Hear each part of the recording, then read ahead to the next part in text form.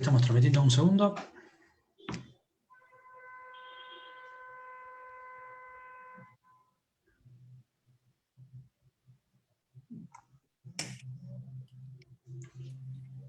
Listo. Listo, Romina, estamos transmitiendo. Bueno, muy buenas tardes a todos y todas. Muchas gracias a quienes se han sumado a esta transmisión, a escuchar esta charla tan interesante que se denomina Los desafíos de la justicia frente a su crisis de legitimidad. Es un tema que nos preocupa por su actualidad y que no solo preocupa al sistema judicial y a los operadores jurídicos, sino a toda la sociedad en su conjunto. Quien estará a cargo de esta charla en el día de hoy es el doctor Diego Molea, a quien le agradecemos su presencia virtual. Pero bueno, antes voy a presentar también, bueno, ya todos lo conocemos en realidad, al rector, a nuestro rector de nuestra casa, de la Universidad Nacional Arturo Jauretche, que es quien propone estas temáticas, invitándonos a profundizar en nuestros conocimientos y también invitándonos a la reflexión. Le dejo la palabra al licenciado Ernesto Villanueva. Bueno, buenas tardes, querido rector de la Universidad Nacional de Lomas de Zamora, Diego. Nuestra universidad no tiene carrera de Derecho, pero creo que la temática del Poder Judicial, sobre todo en estos meses, en estos años, tiene una presencia, una actualidad, un dramatismo que no conocíamos en el pasado, ¿no? Quizá el hecho de que ya hay más de 3 décadas de democracia ha hecho que esta división de poderes, bueno, sea mirada de una manera distinta a lo que ocurría en el pasado, en donde cada dictadura barría Poder Ejecutivo, Parlamento, Poder Judicial y hacía todo a su gusto. Aquí queremos nosotros que exista un sistema democrático, una independencia de poderes, una división. Y lo cierto que nos hemos encontrado en los últimos tiempos con una partidización excesiva, ¿no? Hay funcionarios judiciales que utilizan sus cargos para una visión, la verdad sea dicha, antidemocrática. Yo creo que uno de los elementos centrales de la democracia es aceptar que hay adversarios. No tratar de matarlos, de destruirlos, sino ganarles en procesos electorales con mejoras. Y observamos que en los últimos tiempos eso no ha ocurrido. Entonces, cuestiones que en general estaban más larvadas en cuanto a demora en la administración de justicia, en cuanto a una justicia clasista, ahora se le agrega toda esta cuestión de lo que es un poder judicial partidizado, totalmente partidizado. Entonces nos parecía muy importante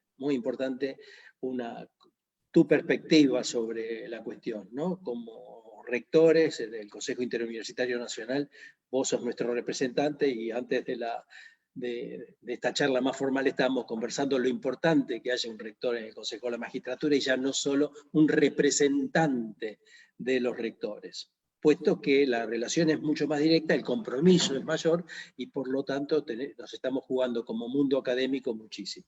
Así que, Diego, la verdad que te agradecemos muchísimo esta exposición que nos vas a hacer y te escucharemos con muchísimo interés. Muchas gracias, Ernesto.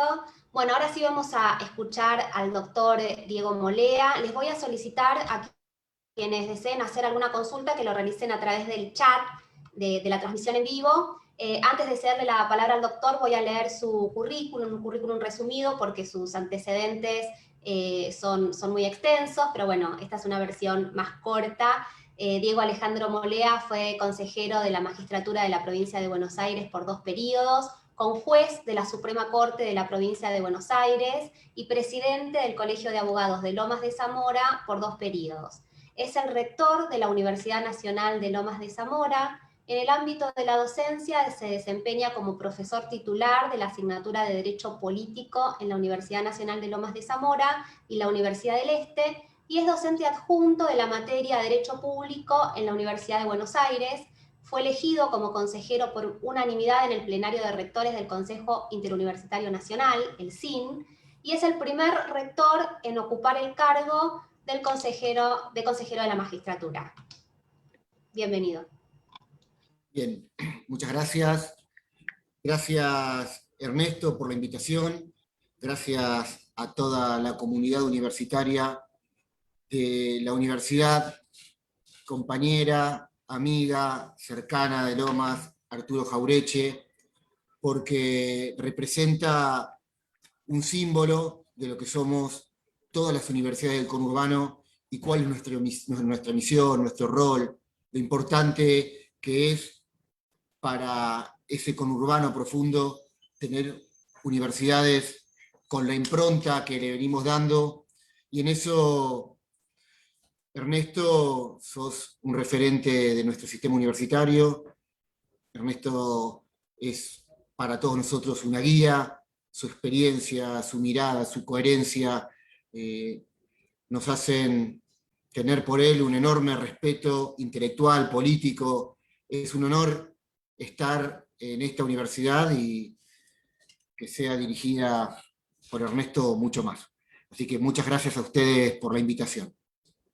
Y con Ernesto compartimos charlas, y esto que hoy estoy invitado acá es lo mismo que digo y lo voy a decir de manera privada. Me gusta tener absoluta sinceridad y dar mi mirada sobre el funcionamiento del Poder Judicial, sobre lo que veo, sobre lo que interpreto, sobre cuál es la mirada para poder, luego de ese diagnóstico, empezar a trabajar en propuestas para cambiar. Porque si hay algo que estamos convencidos, los rectores y todos en general, y hablo de los rectores y voy a hacer un pequeño hincapié en lo que decías vos, Ernesto, que siempre el sistema universitario tuvo un representante, pero esta es la primera vez que entre los rectores decidimos que un rector esté presente en el Consejo de la Magistratura. Y esto realmente es importante, no solo desde lo simbólico, aunque también lo es, porque es una demostración de los universitarios, del sistema en general, con nuestro compromiso con la comunidad, con el país, con las instituciones, porque entendemos que nuestro rol dentro del sistema es importante, trabajamos y mucho, en general en todas las universidades públicas, nacionales, populares de nuestro país, pero mucho más en las del conurbano, porque entendemos cuál es nuestra misión y qué es lo que representamos. Entonces siempre nosotros decimos que las universidades estamos en deuda con la comunidad, porque tenemos mucho para aportar y a veces no lo hacemos, porque desde estas universidades que impartimos conocimiento, que tendemos puentes con los que menos posibilidades tienen para que puedan acceder a una carrera universitaria, también trabajamos desde la extensión, desde la investigación. Mucho han hecho las universidades nacionales en esta época trágica de pandemia por la que estamos atravesando. Y también creemos que, como nosotros sostenemos y defendemos que debe haber un modelo productivo, de desarrollo, de país, y que hay dos modelos posibles, el modelo de la especulación financiera, que es el que confrontamos, el que planteamos que no ayuda a crecer, que es el que genera más pobreza, hay otro modelo. Y ese modelo es el modelo que planteamos y estudiamos y enseñamos en las universidades, y que a través del desarrollo, a través de la investigación científica, a través de la puesta al servicio de esa investigación en la construcción de comunidad, podemos construir la patria que nosotros soñamos. ¿Y por qué estamos en deuda? Porque creemos que mucho más podemos hacer. Bueno, y una parte de ir saldando esa deuda es en decir, bueno, las universidades también participamos en el Consejo de la Magistratura. ¿Por qué? Porque consideramos que debe transformarse, porque no estamos de acuerdo y porque hay algo que sostenemos, y voy a hablar igual a título personal. Estoy convencido de que el Poder Judicial está en deuda con la sociedad. Y tengo un montón de cuestiones que voy a ir desarrollando de por qué está en deuda con la sociedad. Y cuando digo de en deuda, y también me gusta el título que coordinamos con Ernesto sobre la crisis de legitimidad del Poder Judicial, esto es algo que tomo sobre lo que planteó el presidente de la Corte en el inicio del año judicial, en el año 2019, donde él también sostuvo esa crisis de legitimidad. Y la verdad es que no tengo ninguna duda, porque conozco el funcionamiento, porque conozco las distintas facetas, porque conozco a los actores, en plantear que la sociedad está disconforme con el actual funcionamiento del Poder Judicial. Y aparte de esa sensación que tengo, hay pruebas porque hay encuestas, más de una, hay una propia que tenemos que hizo la Universidad de Lomas, sobre el conurbano sur, donde surge que el 95% de la sociedad no está conforme con el funcionamiento del Poder Judicial. No está conforme. Y ahí hago un paréntesis para tratar después, en que quienes tienen una causa, quienes de alguna manera tuvieron algún tema dentro del Poder Judicial, tienen una mirada, y los que no lo tuvieron tienen una más trágica todavía sobre el funcionamiento del Poder Judicial. Y eso es por el rol de los medios, y cómo los medios distorsionan a veces, casi siempre, la cuestión y el funcionamiento de ese Poder Judicial. Voy a la primera parte, que es a quienes han tenido alguna controversia, han sido parte. Ahí por un lado nos encontramos con que en muchos casos, cuando hay causas que se resuelven en algunos fueros, siempre cuando la justicia falla entre dos actores que son dos personas, no hablo de otros procesos o de otras causas donde también intervienen contra el Estado, contra otros organismos o contra empresas. Hay casos donde la justicia falla en uno, y cuando falla en uno contra otro, en esos casos seguramente va a estar más enojado para el que no falló, para el que no le dio la razón. Pero la justicia es mucho más amplia, hay muchos más fueros. En esto nos encontramos, y estuvimos analizando con que la justicia hoy y los jueces en general tienen una forma de manejarse y de no comunicarse, porque la comunicación a través de las sentencias, como plantean eso, para mí es la no comunicación, y la sociedad demanda más cercanía. Encontramos con que, por un lado, la lentitud en los juicios, lo lejana que se siente por la forma de hablar, de cuando uno lee un escrito judicial. Hemos analizado sentencias que los condenados, cuando se le lee la sentencia, no sabe si van a estar condenados o no. No se entiende cómo escriben, no se entiende cómo hablan. Y esto lo que hace es, esta diferencia del no lenguaje claro que nosotros exigimos en el Poder Judicial, lo que hace es verla más lejana. Entonces, por distintas razones, por distintos fallos, también por lo que sucede a través de los medios de comunicación, nos encontramos con que la sociedad va teniendo una sensación de cada vez más lejanía, y entre eso los jueces no ayudan y muchas veces no se convierten en alguien que, más allá del respeto que por supuesto se debe tener y del fallo que debemos todos respetar, se muestra como arriba de un pedestal y no tiene la empatía necesaria que nosotros consideramos que debe tener para esa construcción de un poder judicial que sea uno de los tres pilares del Estado, uno de los tres poderes, con la independencia que se necesitan, pero de alguna manera con el respeto que deben tener. Hoy ese respeto no lo tienen. Y en gran parte la responsabilidad es de ellos mismos. Y sobre eso tenemos que trabajar. Yo hablo mucho con jueces y juezas para plantear y para trabajar en mejorar esa crisis de legitimidad que hoy están padeciendo y estamos padeciendo.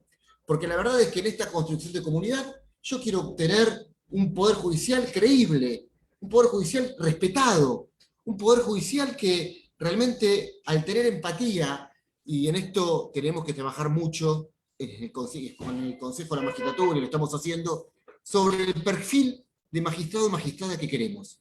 Hoy ahí está la clave.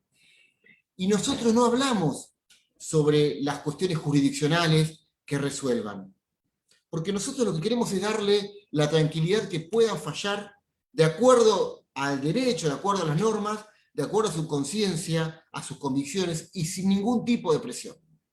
Entonces, de parte nuestra, hoy, en este año y medio que ya venimos de alguna manera conduciendo el Consejo de la Magistratura entre distintos actores, distintos estamentos, con una mirada más amplia, más plural, es en construir ese perfil.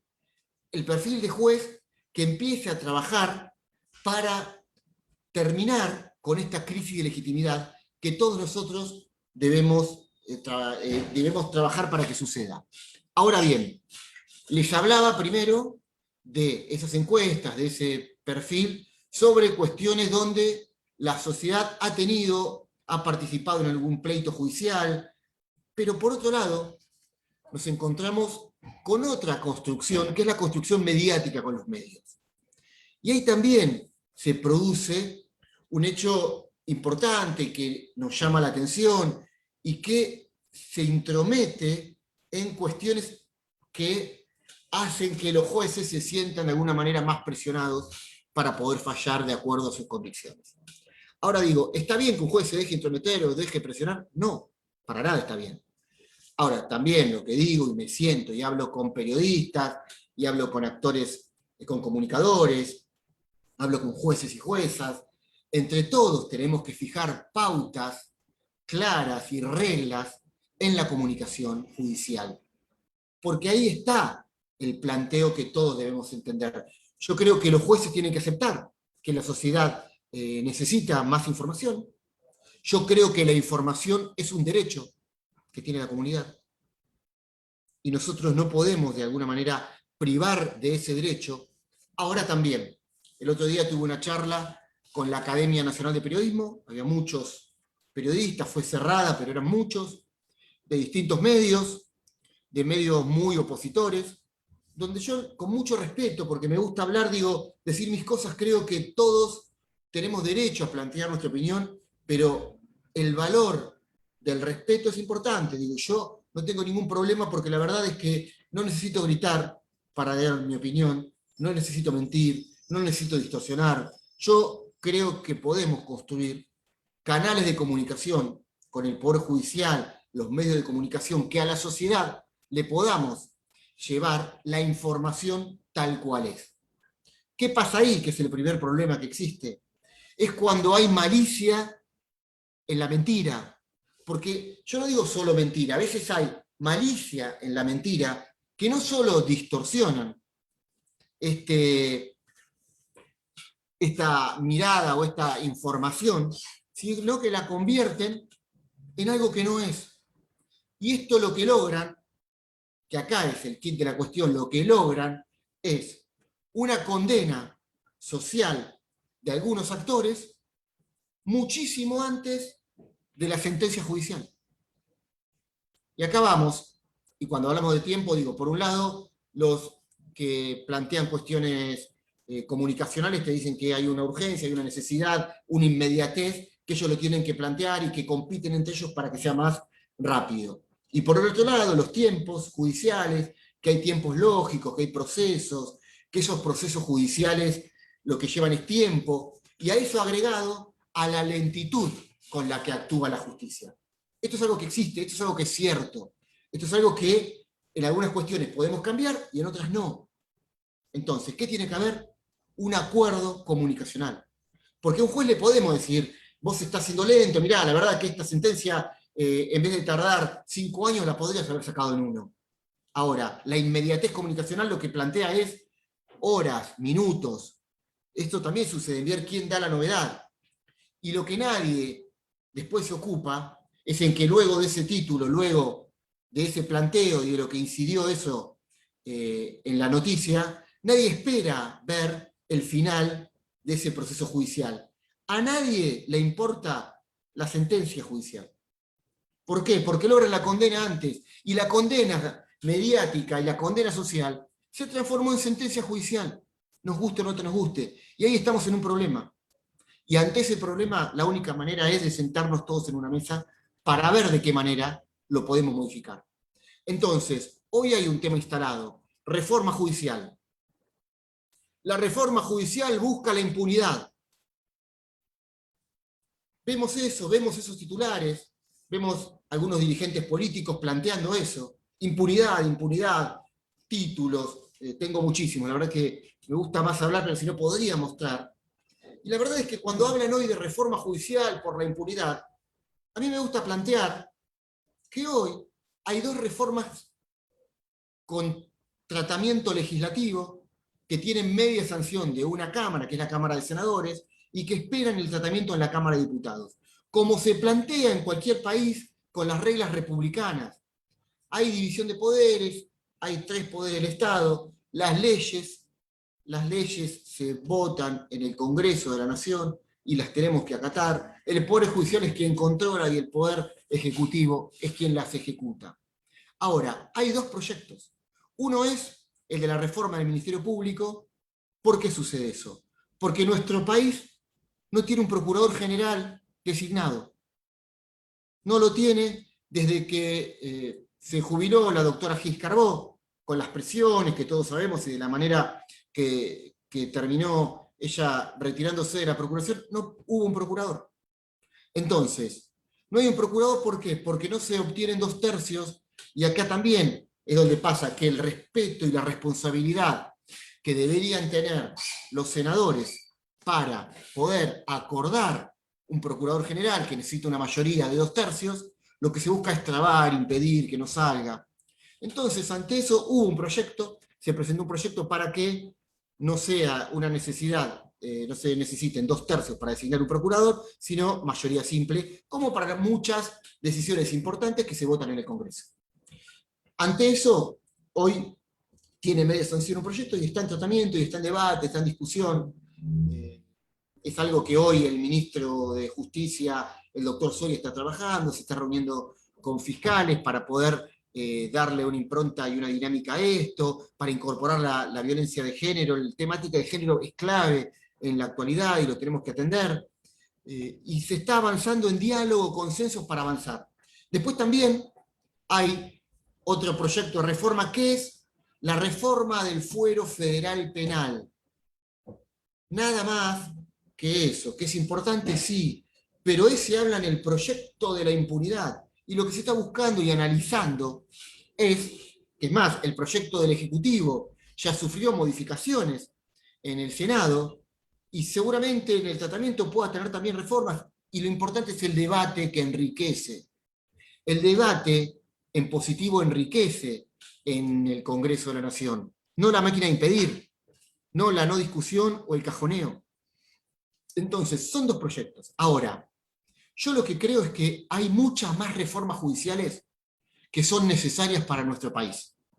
Y a mí me gusta hablar de otras reformas. Y a mí me preocupan más las reformas que atiendan los problemas cotidianos de la gente, que una reforma que no deja de ser importante del fuero federal penal.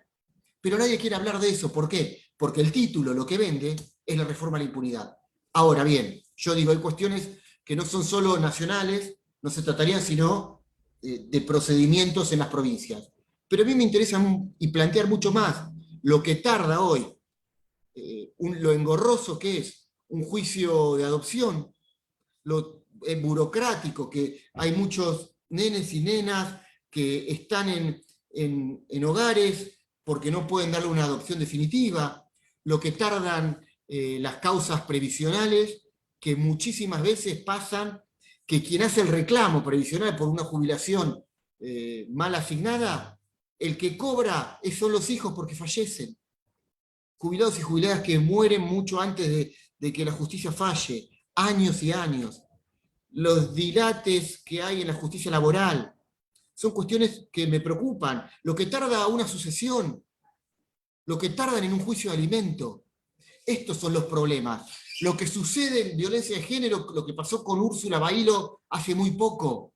Esto es lo que tenemos que dar respuesta. Porque esta es la verdadera crisis. La otra es para los medios, la otra la hace la política, pero nadie habla de esta, y son los problemas cotidianos de nuestra sociedad. Lo de los vecinos de a pie. Y sobre esto hay que trabajar. Entonces, la otra vez escucho a la vicepresidenta plantear que hay muchas más reformas. Yo comparto, porque nadie dice esto, y sobre esto hay que hablar. Necesitamos muchas reformas. Entonces, son cuestiones que nadie quiere debatir, y que hay que poner luz. Hay que poner luz sobre todos los temas de la justicia. Acá lo que nos está faltando es didáctica judicial para nuestra sociedad. ¿Por qué? Porque como hay cosas que no conocen, es más fácil de engañarla. Entonces, el otro día hablaba con el ministro Soria y también con el ministro Trota, y le decía, nosotros tenemos que trabajar en distintos programas comunicacionales para que la sociedad pueda comprender lo que significa un procesamiento, lo que significan los plazos, porque a veces estamos acostumbrados a que se habla, no, detuvieron a tal o cual ex funcionario, y lograban construir en el imaginario social que ese funcionario o funcionaria aprendido era por una detención provisional. Entonces, acá también debemos hablar del abuso que hubo de las prisiones preventivas. Y cuando se veía en la tapa de algún medio hegemónico alguien con esposas y detenido, lo que parecía para la comunidad o para la sociedad en general era que esa persona había atravesado un juicio, había tenido derecho a defenderse, hubo un tribunal, porque para que haya una condena tiene que haber, no una persona, 3 jueces de un tribunal oral que condenen, o un juicio por jurados en la provincia de Buenos Aires, como hoy, que todavía estamos en deuda en el Fuero Federal Penal, y el presidente de la Nación en el Fuero Federal lo explicó, en el Nacional también, una deuda, porque ya está la Constitución Nacional de 1853 y todavía no se puso en funcionamiento el juicio por jurados. Entonces, a lo que voy a que necesitamos didáctica, pedagogía, explicar, hay que sentarse, por eso le exijo a los jueces que hablen y que salgan, hay que sentarse a explicar, porque si no pasa esto, pasa que dicen, no, miren, liberaron a tal o cual. Y en realidad, lo que sucede en muchos casos es en que hay leyes, hay normas, acá se establece que hay condenas, hay reglas, y si hay una sentencia donde se condena a una persona por X cantidad de tiempo, y las leyes marcan que la condena es por 3, 4, 5 años, que a los 2/3 puede salir con salidas transitorias, y sale, ¿por qué está mal? Si así lo marca la ley y se ajusta a derecho. Acá no está mal eso. Acá lo que está mal es cuando se hace abuso de las preventivas. Y la prisión preventiva, que es una medida excepcional solamente para algunos casos puntuales en que el imputado, el investigado, no pueda entorpecer la investigación o haya algún riesgo de fuga, pero se habla como una medida excepcional. Acá lo que sucedió es que se la tomó como regla general. Entonces, cuando se caía esa prisión preventiva, mal dado o con un abuso en la forma en que se ha dictado, ¿qué nos encontramos? Con que después, no, liberaron. Entonces hoy vemos notas en algunos medios, no, en el último año se liberaron a 20 presos. Y digo, ¿pero por qué se liberaron? ¿Por qué nadie explica cada uno de esos casos puntuales? Porque lo que estoy convencido es que no hubo abusos en las libertades, pero sí hubo abusos en los dictados de prisiones preventivas. Y otro tema importante es que estamos en esta crisis de legitimidad, y está mucho en discusión hoy, es sobre lo que algunos denominan lawfare, o de la manera que les guste, porque ahora veo a algunos catedráticos que salen mucho en la tele y que se muestran con una gran prestancia en los medios, impostan la voz y plantean de alguna manera que son los defensores de la República y los grandes libertarios jurídicos. Y la verdad que yo le veo mucha presencia mediática y poca solvencia académica o jurídica, porque las cosas que dicen no se ajustan a derecho y terminan siendo barbaridades. Entonces, yo no quiero entrar en discusión semántica sobre lawfare o no lawfare. Lo que quiero que discutamos es lo que sucedió, y lo que sucedió en este país es que hubo persecución a dirigentes políticos por parte de la justicia, y que la justicia fue un instrumento del poder político para perseguir y para encarcelar a dirigentes políticos. Eso existió y está probándose y está probado. Entonces, el otro día un dirigente me planteaba qué sucedía con esto y qué pasó en toda la región. Y no es solamente la persecución con lo que significa, ¿no? El escarnio público, porque es todo un planteo orquestado, armado, donde uno puede ver, salían los medios, de los medios se lograba esa condena social, luego se lograba una interpretación rara sobre por qué la necesidad de la prisión preventiva, y ahí nos encontrábamos con personas detenidas que no tenían que estar detenidas. Y esto, además de esa detención, sigue también, y esto lo está planteando muy bien Dilma en Brasil, que también a dirigentes que, aunque no fueron apresados, esta persecución sistemática, lo que los hace es salir de foco. Entonces, hay días en los que sale de foco, y en vez de poder plantear a la sociedad de la defensa de un modelo productivo, de desarrollo nacional y popular, contra el sistema de endeudamiento, los dirigentes que tienen que defender ese modelo tienen que estar preocupados y con su cabeza defendiéndose en cuestiones judiciales. Y para llamarlo de alguna manera, como hablamos en casa, los sacaban de la cancha para el debate de la agenda pública. Esto también sucede y mucho. Y sucedía. Hoy por suerte no sucede. Entonces, esto también. Entonces digo, no voy a entrar en la discusión semántica de lawfare, no lawfare. Lo que sí quiero discutir con estos dirigentes que tienen mucha trascendencia a través de los canales de televisión que aparecen, discutamos si no existió esto, si no se buscó esto. Porque hoy lo que estamos mostrando en el Consejo de la Magistratura, y yo estoy investigando desde mi rol de consejero, no en mi rol de presidente, de lo que yo estoy investigando y analizando, es que también se le hacía denuncias a algunos jueces y juezas.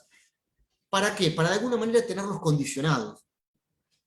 Y con ese condicionamiento se buscaba de reorientarlos en esto que les planteo de esta persecución sistemática contra dirigentes políticos. Esto lo estoy probando, esto lo he visto cómo sucedía con algunos jueces y juezas que entraban en la denuncia en algunas causas que después salían en los medios. Y esto pasaba. Entonces, estas cuestiones suceden, pero también quiero venir a poner luz sobre otras cuestiones porque digo, quiero hablar de la crisis de legitimidad, pero quiero hablar también de que nosotros venimos a traer soluciones.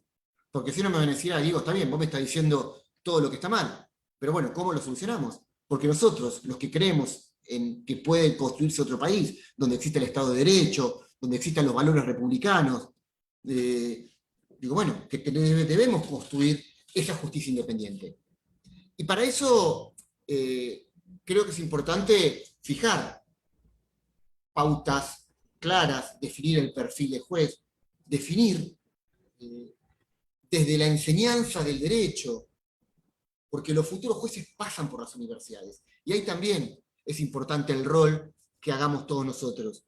Y en esto, hoy, en una universidad que, como decía Ernesto, no dicta la carrera de Derecho, pero construyen ciudadanía, construyen comunidad, y generamos estos foros, estos debates, y la importancia de las universidades en la discusión de la agenda pública, porque esto es lo que tenemos que lograr. Y la información, porque la verdad es que tender puentes para que nuestros jóvenes puedan venir a las universidades ayuda a que un universitario pueda, en ese tránsito, en ser parte de una comunidad universitaria, puede ayudar a la construcción de comunidad y puede ayudar a la didáctica que les planteaba en cuestiones donde nosotros tenemos que lograr que a la sociedad no se la pueda engañar a través de la desinformación o de la malicia en la mentira en los medios de comunicación.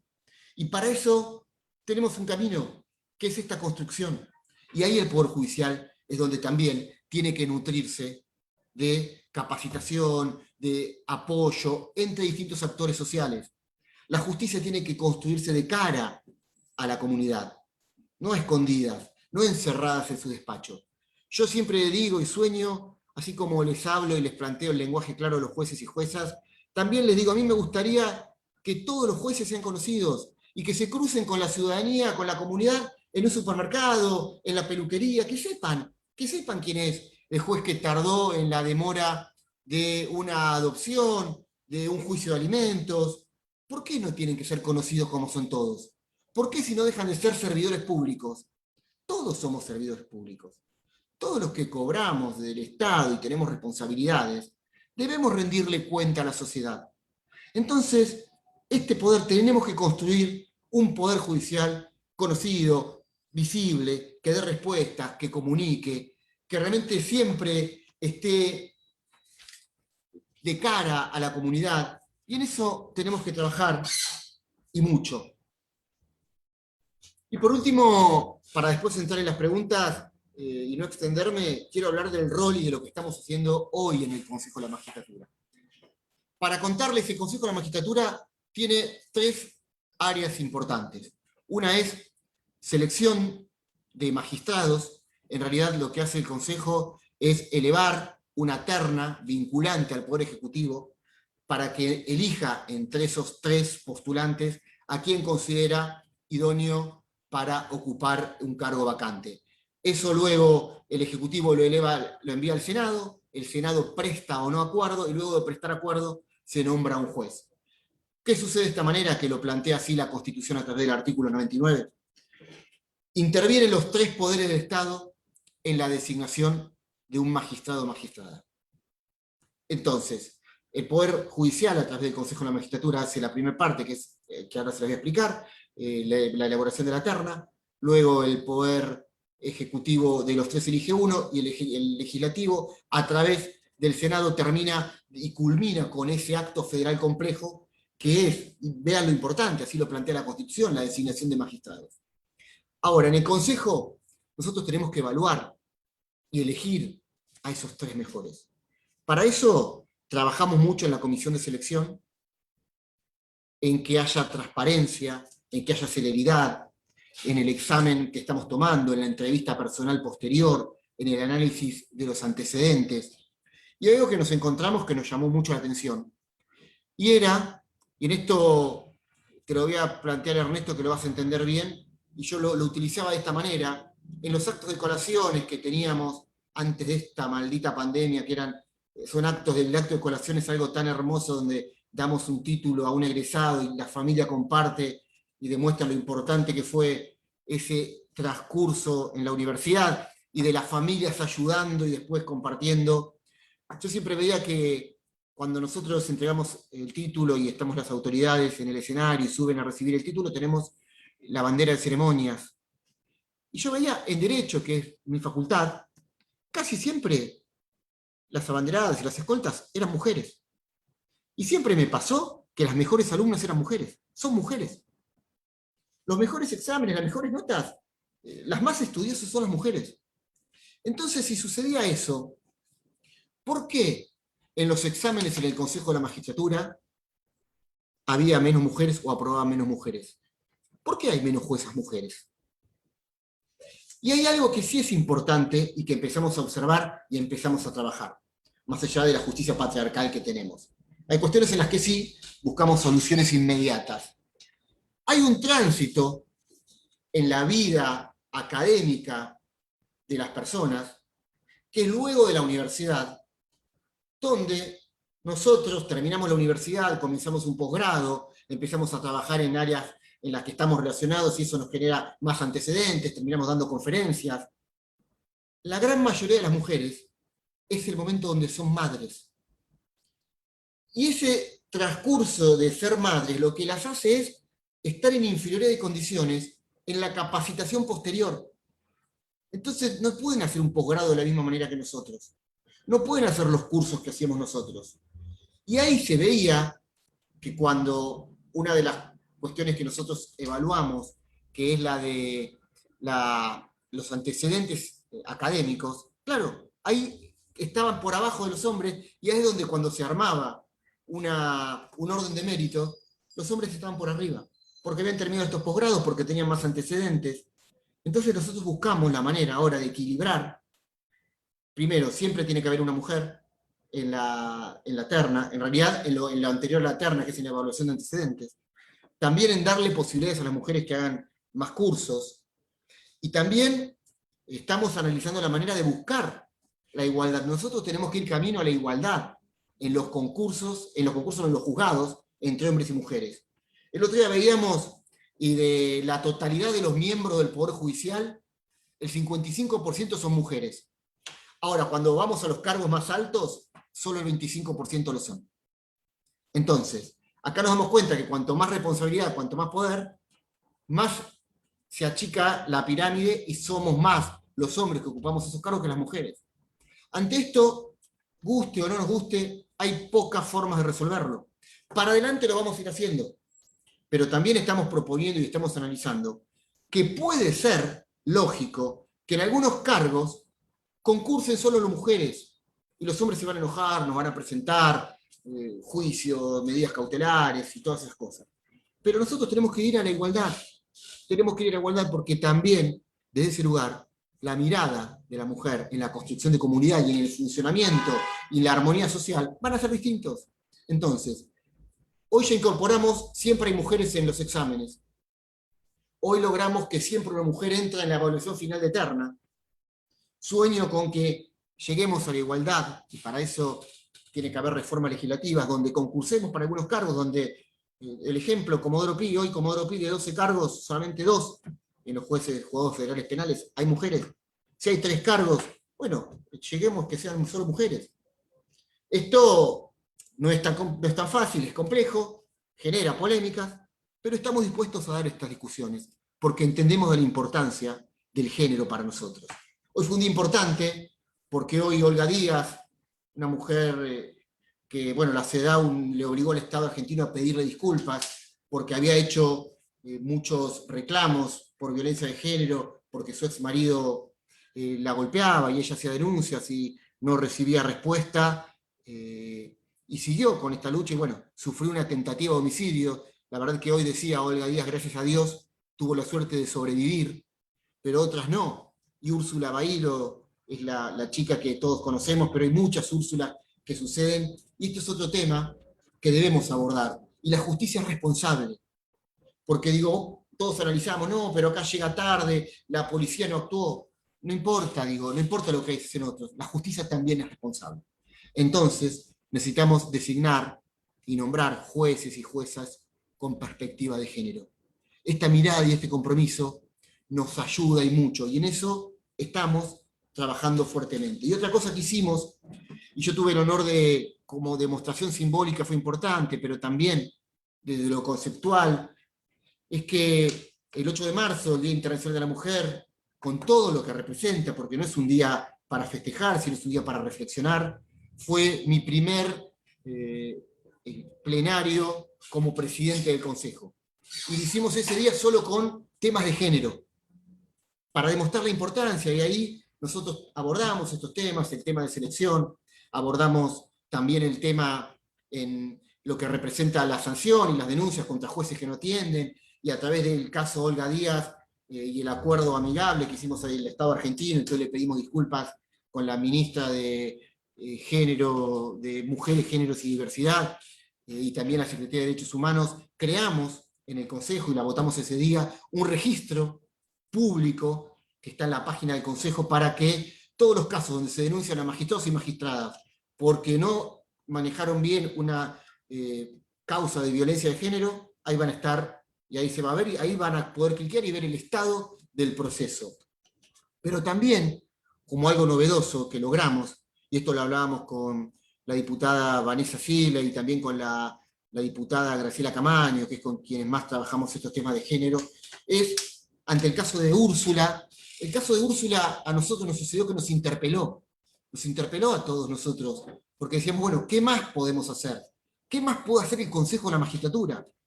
Y surgió una idea disruptiva, novedosa, que es la de ordenar una auditoría al cuerpo de auditores del Poder Judicial, de que analicen todas las causas sobre violencia de género que tramitan en el fuero nacional y en el fuero federal, que es nuestra competencia.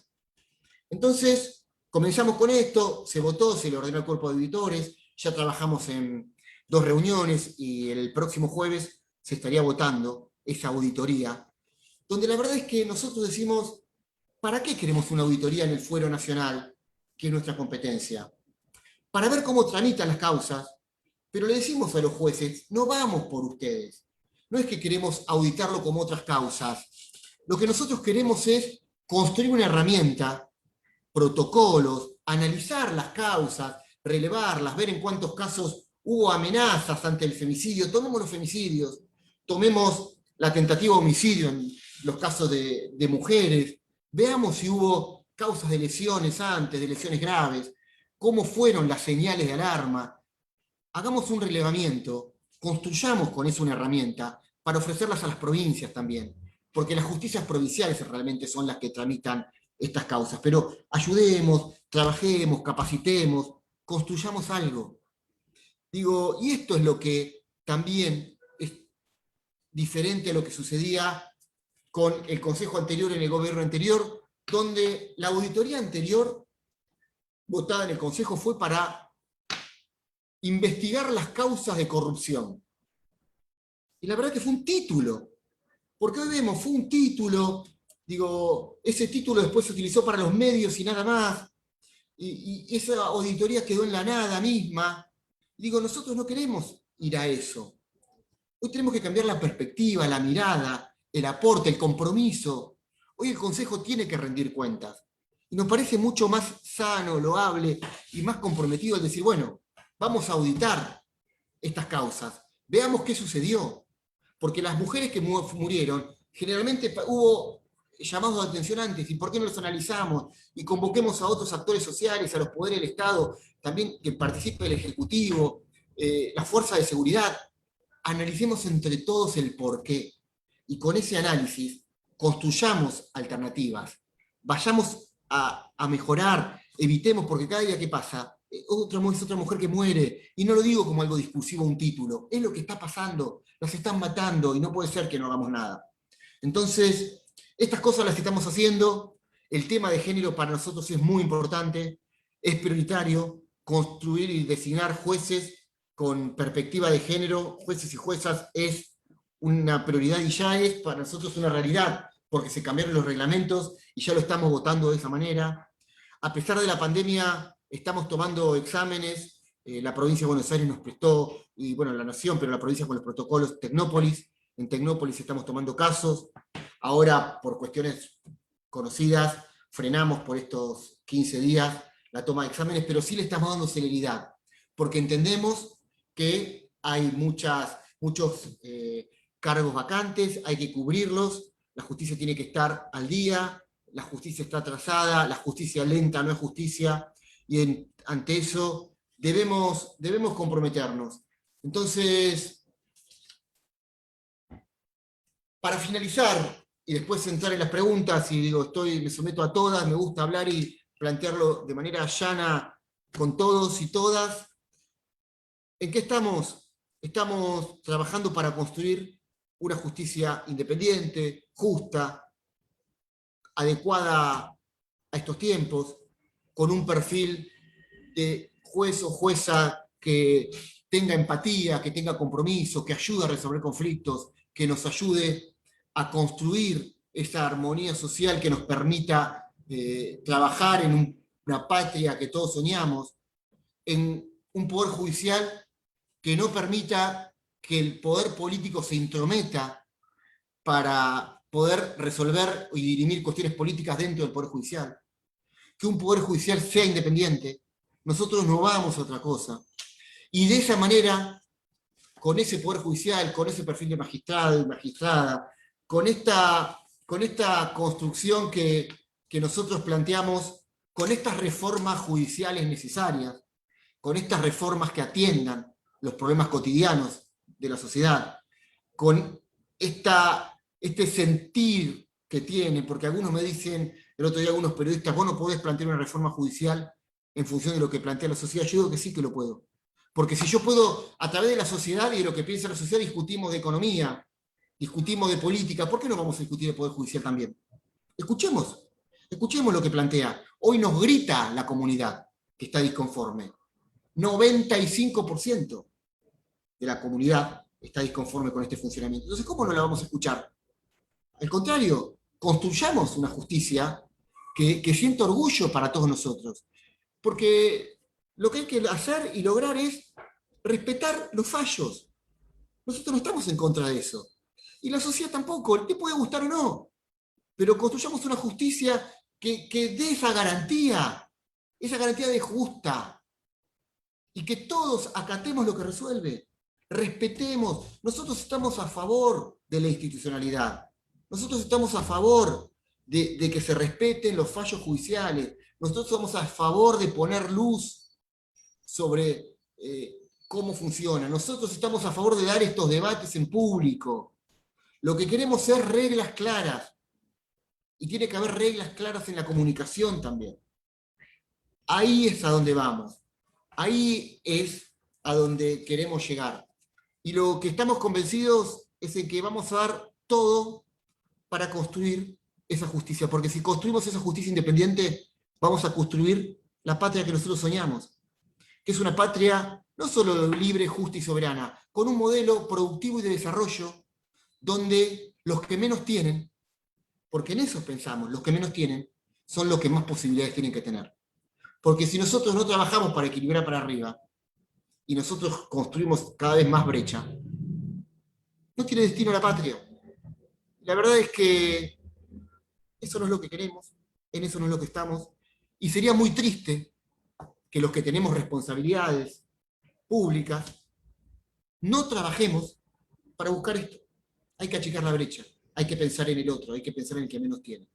Con esos, en otras condiciones, con los desprotegidos, con los desposeídos y las desposeídas, con más oportunidades, vamos a poder generar y atender otra agenda. Mientras tanto, ellos son la prioridad.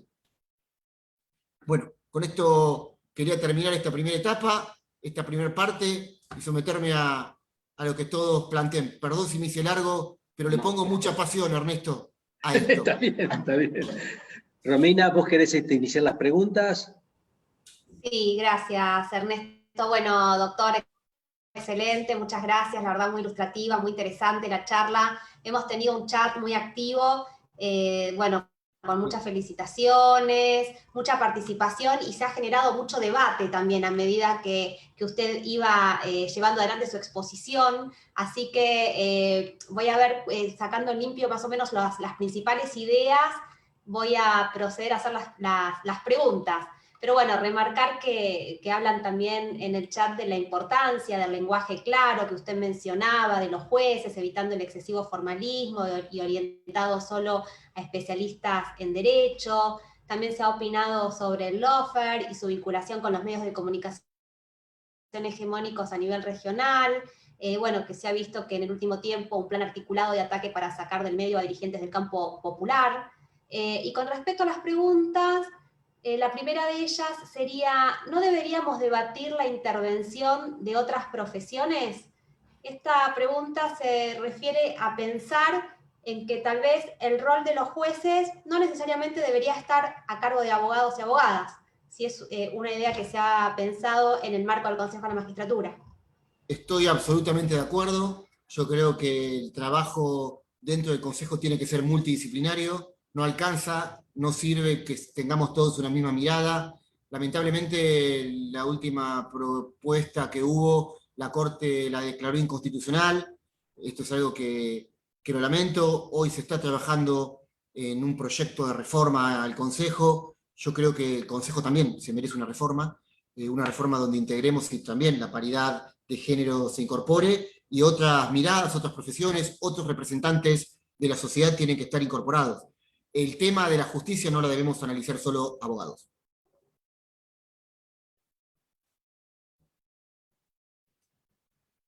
Muchas gracias. Bueno, una pregunta más que están haciendo quienes están escuchando y siguiendo atentamente en vivo a través del Facebook del Instituto de Sociales, es con respecto a las auditorías. ¿Qué pasa si se encuentran con jueces misóginos, que hay muchos, y no dan el curso adecuado a las causas? O sea, ¿cuáles serían los efectos de esas auditorías que se están llevando adelante? Si sucede eso, son pasibles de un análisis en la Comisión de Disciplina y Acusación para ver si incumplieron en lo que nosotros analizamos que es la mala conducta. Al respecto también les quiero contar que, por un lado, hay un juez de la Cámara de Casación, el doctor Geminiani, que este consejo lo sancionó por violencia de género hace algo más de un año, donde ya sufrió una sanción, y hace muy pocos días, para el Día de la Mujer, se produjo un hecho para mí lamentable. No me quiero expresar de más porque dicen que prejuzgo, pero yo he hecho la denuncia, lo he denunciado en este consejo al doctor Geminiani también, por expresiones vertidas que fueron misóginas, y está en análisis esa causa disciplinaria tratándose dentro del consejo.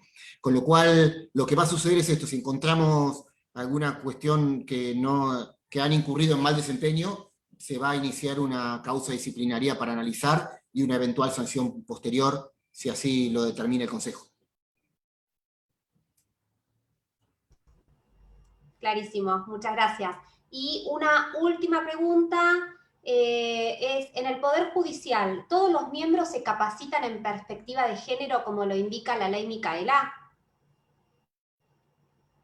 Deberían hacerlo. Estamos insistiendo, estamos pidiéndoles a todos que lo hagan, estamos armando distintos cursos desde la Escuela Judicial del Consejo de la Magistratura, la Secretaría de Selección de Magistrados, que la secretaria de la Secretaría es una docente, la doctora Ingrid Horsergen, que es docente de la casa, que es una gran compañera, que, bueno, ella es alguien con que está trabajando mucho en estas cuestiones. Hay muchos jueces y juezas que la han hecho, es una obligación, nosotros como consejeros y consejeras también, algunos sí, otros no, estamos de alguna manera ya exigiéndoles de otra manera que cumplan con lo que determina la ley, porque también no es solamente una recomendación, es una imposición legal, con lo cual, después de algún tiempo racional,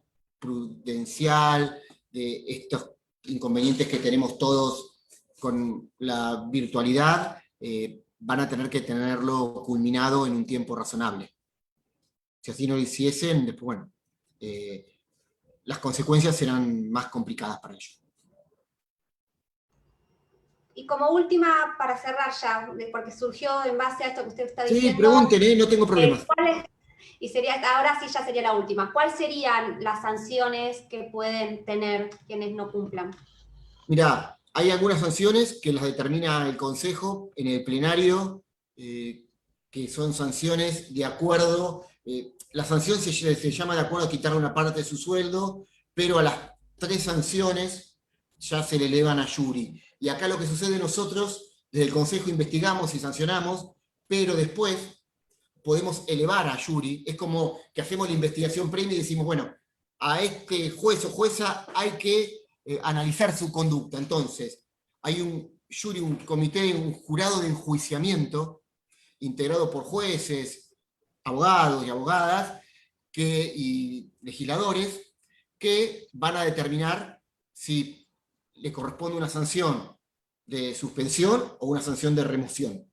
Pero el caso final o mayor es la remoción de magistrados y magistradas a través del juicio del jurado de enjuiciamiento.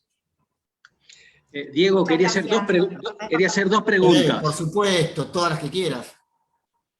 La primera, vos mencionaste una auditoría sobre causas referidas a violencia de género para ver un poquito la génesis de muchas trayectorias, de modo tal de ir armando, por ejemplo, alertas tempranas, ¿no? Si uno encuentra que el 80% de los homicidios ha estado precedido por tal conducta, etcétera, etcétera.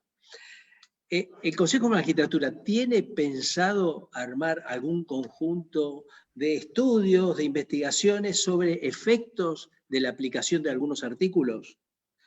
Te doy un ejemplo. Yo no soy abogado, así que discúlpame. Parece ser que es posible que en temas penales haya conciliación sobre algún delitos pequeños a cambio de dinero. Por ejemplo, el robo de un teléfono celular o, por ejemplo, el robo en un supermercado puede conciliarse a través de dinero.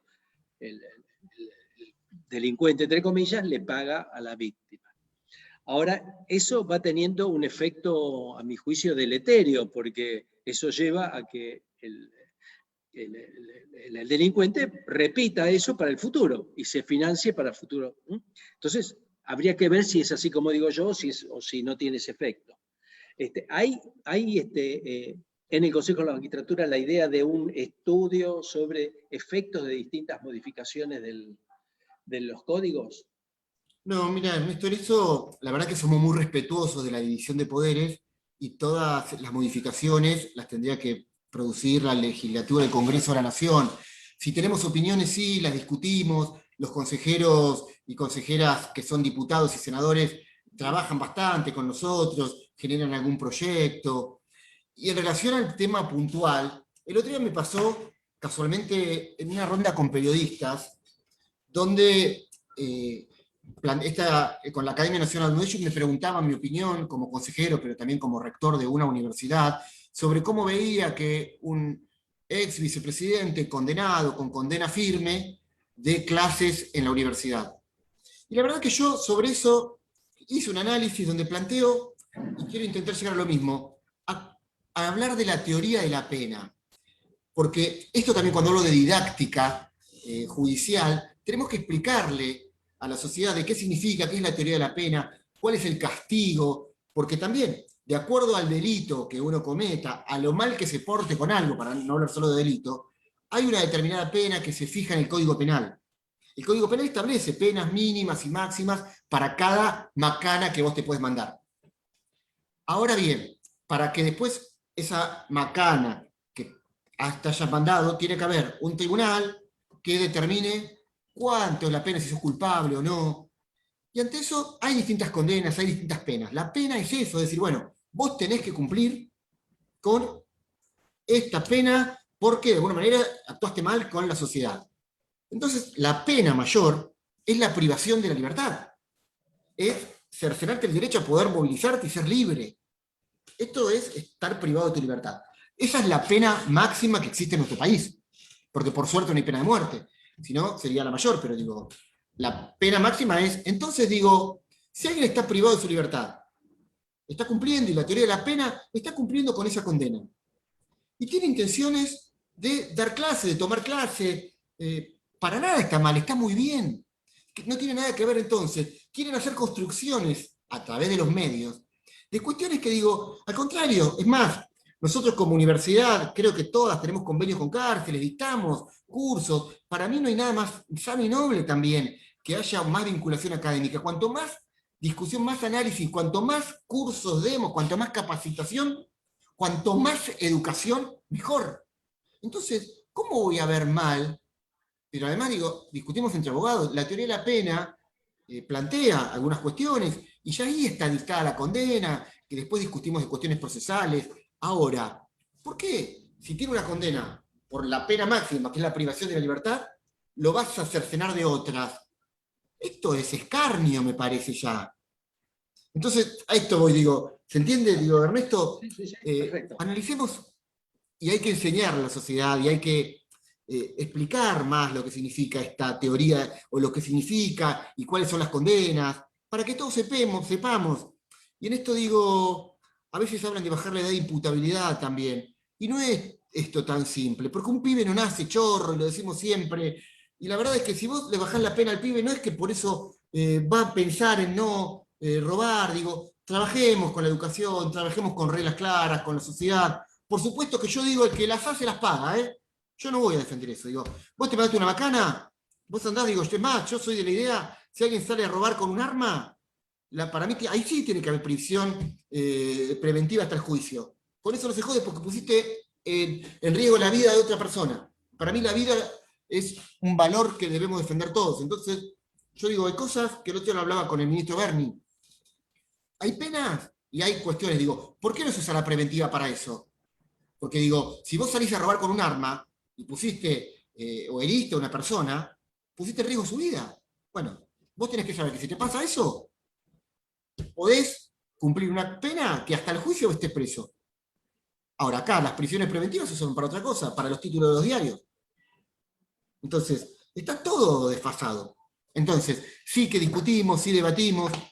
Creo que en esto la universidad, estos ámbitos son importantes. Por eso valoro mucho, y no dudé un segundo, Ernesto, cuando me invitaste a una charla en la universidad, porque tenemos que hablar de estas cosas. Todos tenemos que hablar. Yo voy a hablar, hablo, digo, hay que meter didáctica judicial hasta en paca, y lo planteo como algo que digo, hay que enseñarle a los nenes esto. Expliquémosle todo, porque si no piensan lo que sale en los diarios. Enseñemos con la verdad. La segunda pregunta, Diego, vos mencionaste una cuestión, es el tema, digamos, político, con el lawfare, etcétera, y una cuestión quizás más central o hacia la sociedad es la mora en el Poder Judicial, en las adopciones, en la cuestión previsional, y diste varios ejemplos. ¿Cómo se corrige eso? Porque por lo que yo veo tiene más que ver con una cultura organizacional del Poder Judicial que con normas. Las normas existen. Por ejemplo, la Corte Suprema no cumple ningún plazo. Entonces, la norma está, pero ¿cómo se corrige eso? Primero, la cultura organizacional como lo planteas existe. Esto se plantea hablando claramente, planteando, yo creo que hay que poner normas más estrictas, yo creo que hay que acortar plazos en los procedimientos judiciales, hay que acortar y hay que exigir más. ¿Es este tu plazo? No, no tengo tiempo porque no tengo recursos. Yo cuando me dicen no tengo recursos, digo, vos concursaste y te presentaste para ser juez o jueza en este país con estas reglas, vos sabías que iba a ser así. O sea, vos quisiste ser juez. Los jueces no cobran mal. Entonces, vos aceptaste estas condiciones. Bueno, trabajá, ocupate, ayudá, apurate, trabajá sábados y domingos. Entonces digo, cultura organizacional, lo que vos planteás, existe, pero también poner luz, llamarlos. ¿Por qué estás tardando tanto? ¿Por qué puede ser que...? Y decirles, ¿por qué si el juzgado de al lado, vos estás en el juzgado 3? ¿Por qué vos el juzgado 3 está al día y el juzgado 4 tiene un retraso de 1000 audiencias en la cámara, en el juzgado laboral? ¿Por qué está pasando? Explícalo. Hay que rendir cuentas primero y después ver qué sucede. O sea, no quiero adelantar sanciones. Hay que exigir que todos rindan cuentas. La Corte también, digo, expliquen, porque no puede ser que no haya plazos. Entonces, hay cuestiones normativas también que hay que modificar. Esto yo lo planteo a los diputados y senadores, digo, bueno, vean que hay códigos de procedimientos que hay que cambiar. Última pregunta. El Consejo de la Magistratura podría tener un lugar en donde dé transparencia, por ejemplo, tal juzgado tiene tantas causas pendientes, tal laboral tiene tanto, etcétera, etcétera, para que la gente conozca, incluso que sea una especie de premio y de castigo para aquellos funcionarios, los que van muy bien o los que van muy mal. Eso no se hace actualmente, ¿no? No se hace, no se hacía mucho, estamos cada vez comunicando más, ahora estamos presentando, por ejemplo, estamos haciendo dos cosas importantes. Por un lado, ahora vamos con los concursos más que nada. La sociedad tiene que saber, y todos los abogados y abogadas tienen que saber dónde hay un concurso. Porque hasta ahora se informaban solo cuando se abría un cargo vacante a las cámaras federales. Y en las cámaras estaba acotada la información. Yo ayer estuve con autoridades de la televisión pública, de los medios públicos, para que de alguna manera podamos difundir en todos los medios públicos los llamados a concursos. Y también sobre eso lo que vamos a hacer es un mapa interactivo para que vos puedas desde la página nuestra cliquear y ver estos concursos están llamados. Bueno, cliqueás y ves en qué estado de concurso está. Entonces, transparencia a los concursos lo estamos dando. Además, están haciendo un gran trabajo, como te decía Ingrid y Graciela Camaño en selección, para que todos los concursos se muestre el estado de los concursos. Con respecto al otro, me has dado una buena idea. Nosotros buscamos dar transparencia. No es fácil porque son muchos tribunales y los jueces son reacios a la información. De a poco nosotros hablando y planteando por qué estamos avanzando. El avance en estas cosas, que estamos muy bien, es en lo tecnológico. La tecnología, digo, estas cosas las vemos, vino para quedarse en todos los ámbitos, hasta en lo educativo. La verdad es que es una herramienta más. Para mí no es la única, yo amo la presencialidad, yo amo el aula, comunidad pedagógica, pero bueno, estas cuestiones vinieron para quedarse, la tecnología también. Ayer estuve en una reunión en la Corte también para analizar los avances tecnológicos que debemos, porque el sistema actual de la justicia nacional y federal ha quedado obsoleto, es malo, se ha contratado con una licitación y hoy estamos pensando que a través de las universidades, de un convenio con el CIN, que tanto ha avanzado a través del CIU, poder firmar un convenio para desarrollar un sistema propio. En ese sistema propio también habría que agregar más transparencia y lograr de alguna manera una competencia sana. ¿Por qué esto sucede? Digo, ¿sabes que el otro día, bueno, en el Foro del Trabajo, que vos conocés bastante también, ¿qué sucede? Me reuní con los abogados primero, con el doctor Recalde, y nos reunimos con abogados del fuero laboral y también con la presidenta y vicepresidenta de la Cámara, y hay 150.000 audiencias atrasadas. Entonces, bueno, ¿cómo podemos ayudar? Y hay algunos magistrados que ellos mismos se compraban las cámaras, las hacen ellos, se compran la computadora, y otros que plantean desde una zona de confort, que dicen, bueno, yo no tengo presupuesto, no lo puedo hacer. Bueno, el consejo que hizo, no, primero hay que resolver el problema. Entonces, llevamos a licitación, ahora compramos 200 cámaras, compramos 500 computadoras. El aporte nuestro lo vamos a hacer ahora. También una mesa de trabajo para que desde superintendencia que tienen las cámaras y con cada uno de los juzgados se pueda trabajar para que haya cierto equilibrio. Digo, si hay un desfasaje, también es por el funcionamiento y la cultura organizacional. Entonces, una parte nuestra, nosotros lo queremos plantear de buena manera, en mesa de trabajo y con diálogo. Pero hay que poner luz. Entonces, me has dado una buena idea, Ernesto. Después, los jueces que vayan a la Jaureche a quejarse cuando lo pongamos. Pero en el sistema nuevo, que yo hablo mucho con la gente de tecnología y que ya empezaron a trabajar en un proyecto para desarrollar a través del CIU y de un convenio con universidades esto, hay que pensar de qué manera pueden verse más. Porque los abogados tienen bastante información, pero lo bueno sería que los ciudadanos puedan ver. Cuantificarles esa información. Al abogado le interesa tal causa, tal otra, ¿no? Y nosotros también queremos, en esto de didáctica, ahora estamos insistiendo mucho con el juicio por jurados, y que sepan la sociedad cómo funciona. Y estamos pensando en armar un programa. Ayer estuve con la gente de comunicación de consejos, que trabaja mucho, en desarrollar un programa, quizá en la televisión pública, tipo reality, donde se lleve adelante un juicio oral, donde vean un juicio real, y que después del juicio la gente, a través de mecanismos tecnológicos, pueda votar la condena y comparar ese voto virtual de la sociedad como un juicio por jurados, porque jugando también se aprende con cómo fue el fallo de ese tribunal. Claro. Empezar a comparar con eso. En esos proyectos estamos. En todo lo comunicacional estamos trabajando mucho. Y las universidades son de gran aporte en todo esto. Bueno, lo que pueda ayudar a la nuestra, sabés que está... No hay está ninguna duda. bien. Seguro que sí. Bueno. Romy, ¿hay más preguntas? No, doctor, no hay más. Así que Enojos, también atiendo enojos. No, hay debates, todo. Hay un público muy atento que a medida que usted está exponiendo, mencionan su acuerdo. Acá, por ejemplo, muy buena idea, el tema que está acabando de mencionar recién.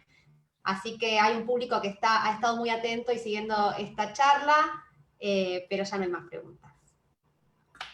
Así que bueno, muchísimas gracias, doctor, por su presencia virtual y por ilustrarnos con todo su conocimiento sobre esta temática. Bueno, muchas Diego, gracias también en a nombre de la ustedes. universidad, te agradecemos muchísimo tu presencia. No, gracias Ernesto. Reitero, sos una enorme referencia para todos y todas los del sistema universitario, y realmente es un honor. Y me encanta la Jaureche, es una universidad del conurbano como la mía. Yo estudié, me recibí en una universidad del conurbano, sé lo que representa, sé lo que hacemos. Felicitaciones por todo lo que hacen y a seguir trabajando en conjunto como lo venimos haciendo, construyendo comunidad. Gracias a todos. Muchas gracias. Muchas gracias. Muchas gracias. Adiós. Seguimos en el aire. Nos avisas cuando nos... Adiós, Romina. Muchísimas gracias. Gracias, Ernesto. Gracias por todo, doctor. Estamos excelente. todavía. Gracias. Estamos Interesante al aire todavía. ¿Estamos en vivo todavía? Que Diego Todavía diera esta sí. conferencia en otras universidades ¿Acá? también.